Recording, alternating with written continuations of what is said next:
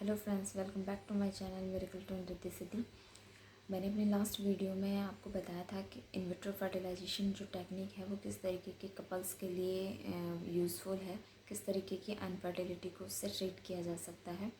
इसके अलावा जो जनरल क्वेश्चंस आते हैं, क्वेश्चन जनरली जो भी आपके मन में राइज हो सकते हैं कि कहाँ से करवाएं, कितना पेनफुल होता है ये प्रोसीजर, इसमें कितना कॉस्ट आती है, कितना एक्सपेंसिव है, इस तरीके के जनरली जितने भी सवाल आपके मन में आ सकते हैं मैंने सबको कवर करने की कोशिश की है उस वीडियो में। तो आज के वीडियो में मैं आपके साथ में शेयर करने वाली हूँ कि इन विट्रो फर्टिलाइजेशन जो होता है वो एक्चुअली क्या टेक्निक, किस तरीके की टेक्निक है जिसके थ्रू मतलब कंसीव करना आसान हो जाता है। तो वीडियो को शुरू करने से पहले अगर अभी तक आपने मेरे चैनल को लाइक नहीं किया, सब्सक्राइब नहीं किया है तो मेरे चैनल को सब्सक्राइब कर लीजिए। अगर वीडियो अच्छा लगे तो उसे लाइक कीजिएगा, कमेंट करके ज़रूर बताइएगा। तो इन विट्रो फर्टिलाइजेशन के बारे में जानने के लिए आप लास्ट तक मेरे साथ बने रहिए इसी वीडियो पर। तो आइए शुरू करते हैं। देखिए, सबसे पहले कि किस जिन कपल्स को कंसीव करने में प्रॉब्लम आती है, मैं ये तो नहीं कहूँगी कि ये लास्ट होप हो जाती है, बट हाँ बहुत सारे मेडिसिन्स के ट्रीटमेंट के बाद ही डॉक्टर्स प्रेफर करते हैं आपको कि प्रिस्क्राइब करते हैं इन विट्रो फर्टिलाइजेशन के लिए, जब उन्हें लगता है कि या तो कुछ इस तरीके की प्रॉब्लम्स हैं जिनको मेडिसिन्स के थ्रू ट्रीट ही नहीं किया जा सकता है, या बहुत ज़्यादा टाइम टेकिंग प्रोसीजर, बहुत ज़्यादा टाइम टेकिंग हो जाता है, तो फिर इन विट्रो फर्टिलाइजेशन के लिए यूज़ किया था। और अभी के टाइम में बहुत ही ज़्यादा इस टेक्निक को यूज़ किया जा रहा है क्योंकि इसकी जो सक्सेस रेट है वो काफ़ी अच्छी है। और जिस तरीके की इनफर्टिलिटी को ये ट्रीट करता है उस तरीके की इनफर्टाइल प्रॉब्लम्स में ये बहुत अच्छे से वर्क करता है। तो इसलिए इस टेक्निक को भी बहुत ज़्यादा यूज़ किया जा रहा है। क्योंकि इस टेक्निक का इतना ज़्यादा यूज़ हो रहा है इस टाइम पे, तो उसकी भी वजह से इसकी सक्सेस की जो रेट है वो बढ़ती जा रही है। क्योंकि यूज़ ज़्यादा हो रही है तो उसके लिए अच्छे अच्छे इक्विपमेंट्स हैं यूज़ किए जा रहे हैं। जो IVF सेंटर्स हैं वहाँ पर अच्छा हैंडलिंग स्टाफ है, सब चीज़ें अच्छी होती जा रही हैं, नई नई टेक्निक्स आती जा रही हैं, इस स्पेसिफिक टेक्निक्स आ रही हैं, तो इसलिए इसकी सक्सेस रेट भी बहुत अच्छी होती जा रही है। तो आइए मैं आपको बताती हूँ स्टेप बाय स्टेप कि इस टेक्निक में एक्चुअली में होता क्या है। तो देखिए, सबसे पहले जो कपल्स इस प्रोसीजर को फॉलो करने वाले होते हैं उनमें जो फीमेल पार्टनर होती है उसकी जो मेंस्ट्रुअल साइकिल होती है उससे 8 से 14 दिन से पहले, मतलब 8 to 14 डेज़ बिफोर कुछ इस तरीके की दवाइयाँ दी जाती हैं फीमेल को, जिनसे कि जो उसकी जो ओवरी है यानी कि जो अंडाशय है वहाँ पे वो स्वस्थ रहे, हेल्दी रहे और उससे एक अच्छे एग्स जो हैं वो डेवलप हो सकें। तो इस तरीके की दवाइयाँ दी जाती हैं सबसे पहले। उसके बाद में क्या किया जाता है, जब एग्स बनने शुरू हो जाते हैं तो अल्ट्रासाउंड के थ्रू ये देखा जाता है कि ओवेरी के किस पार्ट के अंदर एग्स जो मैच्योर हो रहे हैं। इसके बाद में जब फॉलिकल्स तैयार हो जाती हैं, मतलब एग्स मैच्योर हो जाते हैं, फॉलिकल्स तैयार हो जाती हैं, तो उसके बाद में क्या किया जाता है, ऐसे इंजेक्शन से लगाए जाते हैं जिनसे कि जो फॉलिकल्स जो हैं वो इस लायक, मतलब इतनी उनकी जो कैपेबिलिटी है वो फर्टिलाइजेशन के लिए बढ़ जाए, मतलब ऐसे इस तरीके का उनको इंजेक्शन दिया जाता है जिससे कि जो मतलब जो एग्स हैं वो फर्टिलाइज करने के लायक बन सकें, अच्छे हेल्दी स्ट्रॉन्ग रहें। ठीक है। उसके बाद में क्या किया जाता है, एग रिट्रीवल का प्रोसेस शुरू होता है। एग रिट्रीवल मतलब होता क्या है कि नॉर्मल प्रोसेस में क्या होता है कि हर मंथ में 1 या 2 ही एग मैच्योर होते हैं, अच्छी क्वालिटी के एग मैच्योर 1 या 2 ही होते हैं। तो जब इस प्रोसीजर में होती हैं, आप जब इस प्रोसीजर के बीच में होते हैं तो क्या होता है कि डॉक्टर्स इस तरीके की ओव्यूलेशन को स्टिमुलेट करने की दवाइयाँ भी देते हैं जिससे कि एक की बजाय कई सारे एग्स बन सकें। क्योंकि एक के साथ में इतने बड़े प्रोसीजर को, जो कि इतना एक्सपेंसिव भी है, उसको फॉलो नहीं कर सकते हैं, कंटिन्यू नहीं कर सकते हैं, तो उसकी जो सक्सेस रेट है उसको बढ़ाने के लिए क्या किया जाता है, स्टिमुलेशन किया जाता है जिससे कि ज़्यादा से ज़्यादा एग बन सके। ठीक है। तो फिर इसके बाद में एग रिट्रीवल की प्रोसेस शुरू होती है। एग रिट्रीवल में क्या किया जाता है कि जो एग्स होते हैं उनको ओवेरी से बाहर निकाला जाता है, मतलब बॉडी से ही बाहर निकाला जाता है, क्योंकि फर्टिलाइजेशन तो नेचुरल होना नहीं है, उसको आर्टिफिशियली करवाना है। तो एग्स को बाहर निकाला जाता है। उसके लिए क्या किया जाता है, एक ट्रांसवेजाइनल अल्ट्रासाउंड होता है, उसके थ्रू एक निडल को डाला जाता है। उस निडल से जो ओवम होता है उसमें से एग्स को बाहर निकाल लिया जाता है। नॉर्मली मतलब जनरली 15 to 18 एग्स को रिट्राइव किया जाता है, बाहर निकाल लिया जाता है। इसके बाद में जो लैब होती है, जो ये फर्टिलाइजेशन सेंटर होते हैं उनकी जो लैब होती है वहाँ पे एम्ब्रियो बायोलॉजिस्ट होते हैं।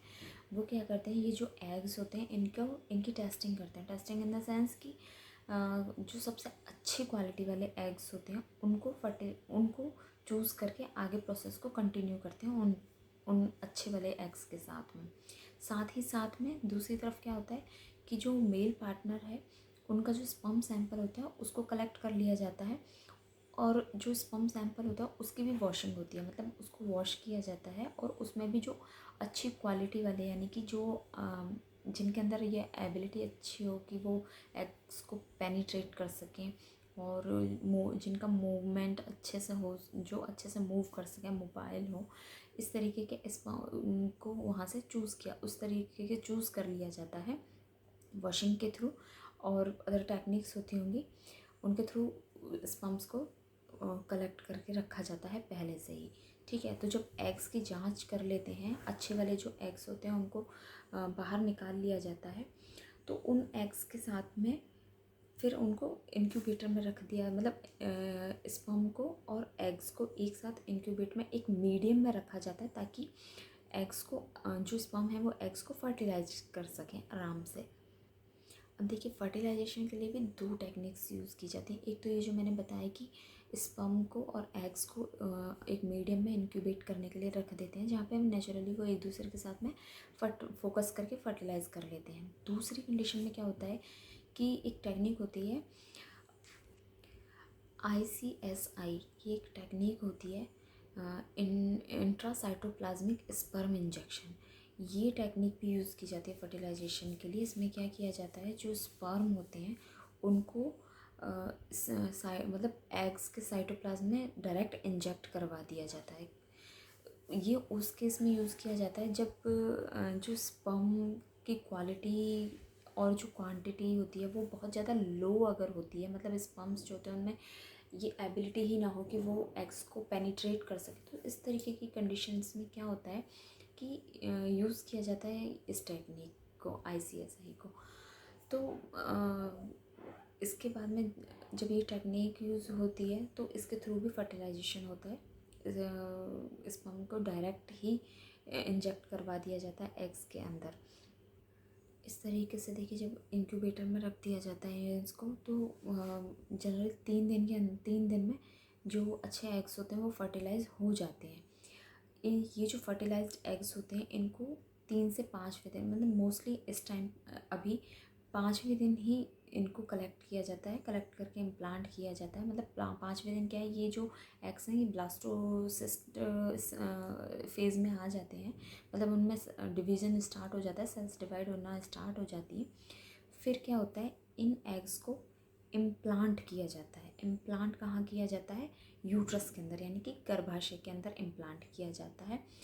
वो एक बहुत छोटा सा प्रोसीजर होता है, उस पेनफुल नहीं होता है, उसमें कुछ ऐसे परेशानी नहीं होती, मात्र केवल 5 मिनट के अंदर ये कम हो जाता है। ठीक है,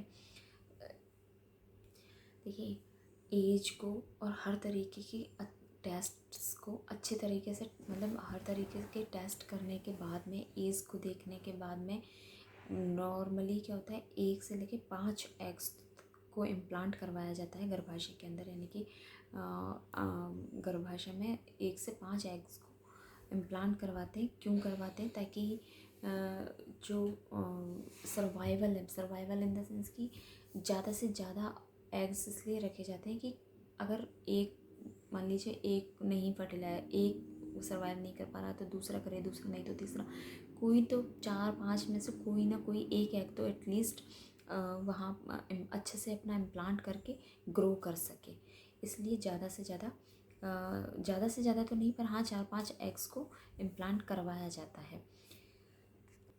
अगर सब कुछ सही तरीके से हो जाता है तो जो लेडी होती है वो प्रेग्नेंट हो जाती है। इसका जो इम्प्लांटेशन हो जाता है उसके 1-2 वीक बाद में प्रेगनेंसी टेस्ट कर लिया जाता है, जिससे पता चल सके कि फ़ीमेल जो है वो कंसीव कर पाई है या नहीं कर पाई है। तो देखिए आपको समझ में ज़रूर आ गया होगा, क्योंकि मैंने बहुत ही जनरल और सिंपल लैंग्वेज में यूज़ किया है, जिससे कोई भी आराम से समझ सकता है। इस पूरे प्रोसीजर में जितना भी प्रोसेस, कोई सर्जिकल मतलब कोई बहुत टाइम टेकिंग प्रोसीजर होता है, क्योंकि इन सब चीज़ों में दवाइयों से ओव्यूलेशन को स्टिमुलेट करवाना, फिर इंजेक्शंस, दवाइयाँ, ये सब चीज़ें बहुत ज़्यादा होती हैं, क्योंकि ये इतना बड़ा प्रोसीजर है जिसको हम आर्टिफिशियली करा रहे हैं, तो ऑब्वियस सी बात है दवाइयाँ, इंजेक्शन, ये सब चीज़ें बहुत नॉर्मल हैं। देखिए इन सारे प्रोसीजर में जो एग्स का रिट्रीवल होता है, यानी कि एग्स को जो निकाला जाता है फीमेल की बॉडी से, वो एक छोटा सा सर्जिकल प्रोसीजर होता है। उसको एनेस्थीसिया के थ्रू दिया जाता है, एनेस्थीसिया दे मतलब फीमेल को एनेस्थीसिया दिया जाता है और फिर एग्स को रिट्राइव किया जाता है, ताकि जो लेडी है उसको किसी भी तरीके का कोई अनकम्फर्ट ना हो, कोई पेन फील ना हो, जिसकी वजह से रिट्रीवल में कोई भी प्रॉब्लम आए। इसके अलावा और कोई ऐसा सर्जिकल प्रोसीजर नहीं होता है इस पूरी प्रोसेस के अंदर। सिर्फ दवाइयाँ, इंजेक्शन, मेडिसिन, ये सब चीज़ें होती हैं, बाकी कोई सर्जिकल प्रोसीजर नहीं होता। इसके अलावा एग्स रिट्रीवल के, जिसमें एग्स रिट्रीवल में भी कोई सर्जरी नहीं होती है, कोई कट नहीं होता है, ठीक है। तो इसलिए ये प्रोसीजर बहुत सही है, जो कि आपको मतलब सक्सेस के बहुत अच्छे रेट्स, बहुत अच्छे चांसेस देता है। तो इस प्रोसेस को यूज़ करना मेरे हिसाब से बहुत सही है। अगर आप किसी भी तरह की इस तरीके की किसी प्रॉब्लम है जिनमें है, जिसमें आपको मतलब मेडिसिन से आपको फ़ायदा नहीं हो पा रहा है, देखिए मैंने अपने पिछले वीडियो में मैंने बताया है कि आपको किस तरीके की इनफर्टाइल प्रॉब्लम है जिसमें आपको आईवीएफ बहुत हेल्प कर सकता है। तो मैं अपने लास्ट वीडियो का लिंक डिस्क्रिप्शन बॉक्स में दूंगी, और यहाँ पे आई बटन में भी आपको लिंक मिल जाएगा। आप वहाँ से इस वीडियो को चेकआउट कर सकते हैं, जो आपको इसके बारे में और ज़्यादा जानकारी दे देगा। तो देखिए जिन भी फीमेल्स के अंदर उनके यूट्रस में, यानी कि गर्भाशय में किसी तरीके की रोग है, यानी कि ब्लॉकेज है या कोई हार्मोनल इम्बैलेंस है, जिसकी वजह से उनके कंसीव करने में, यानी कि उनके माँ बनने की जो होप है वो ना के बराबर है, तो आपके लिए ये वाली जो टेक्निक है ये बहुत ही ज़्यादा यूज़फुल होगी। इस टेक्निक्स के थ्रू आपको माँ बनने का पूरे चांस हैं कि आप इस टेक्निक्स के थ्रू आप खुद कंसीव कर पाएँ। मतलब आपके एग्स और स्पर्म से आप अपना माँ बनने का जो सपना है उसे पूरा कर सकते हैं। और जिन कपल्स के अंदर मेल इनफर्टिलिटी की प्रॉब्लम ज़्यादा होती है, उन कपल्स के लिए भी ये वाला जो प्रोसीजर है ये ज़्यादा हेल्पफुल होता है। इसके अलावा जितने भी तरह की प्रॉब्लम्स हैं इनफर्टिलिटी की, जिनको ये बहुत आराम से ट्रीट कर सकता है, ये आपको मेरे लास्ट वीडियो से पता चलेगा, आप उसे जाके देखिए। देखिए इन सब चीज़ों के अलावा मतलब इतना आपके मन में ये भी आ सकता है कि इतना बड़ा जो प्रोसीजर है इसके कुछ साइड इफ़ेक्ट्स भी हो सकते हैं। तो देखिए अगर मैं साइड इफ़ेक्ट के बारे में आपको बात बताऊं, मतलब इसके साइड इफ़ेक्ट अगर मैं आपको बताऊं, तो साइड इफ़ेक्ट इसका, जैसे कि मान लीजिए, एक तो ये सबसे बड़ी बात कि ये बहुत एक्सपेंसिव है, ठीक है। टाइम टेकिंग बहुत ज़्यादा नहीं है। आपको एक साइकिल में, मतलब आईवीएफ की एक साइकिल में आपको 3-4, हद से मैक्स टू मैक्स 6 मंथ, इससे ज़्यादा नहीं लगते हैं। मतलब ये मैं आपको तब बता रही हूँ जब आप आईवीएफ के लिए फ़र्स्ट टाइम ट्राई जब करने जाते हैं, तो आपको बहुत टाइम पहले बहुत सारी मेडिसिन लेनी पड़ती हैं। आपके ओवरी को, आपका जितना भी फर्टाइल सिस्टम है, फर्टिलिटी का जितना भी ये सिस्टम है, उस सबको अच्छा बनाने के लिए, हेल्दी बनाने के लिए कुछ दवाइयाँ बहुत पहले से स्टार्ट कर दी जाती हैं।